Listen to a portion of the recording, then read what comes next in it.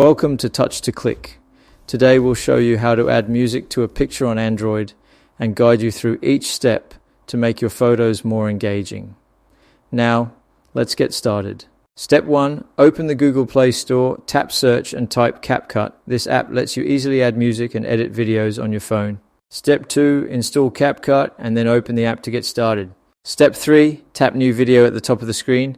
This option lets you create a new project with photos or videos. Step 4. Tap Photos. Select the photo or photos you want to add music to, then tap Add at the bottom right to include them in your project. Step 5. Tap Audio at the bottom, then tap Sounds, where you can choose from a variety of music options. Step 6.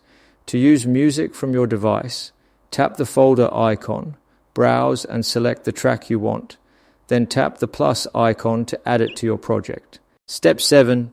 Adjust the music start point by tapping and holding the point, then dragging it to the position you prefer for perfect timing. Step 8.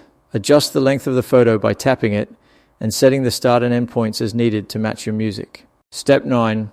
To make the music end at a specific point, tap the track, select Split, then tap the unwanted part and press Delete to remove it.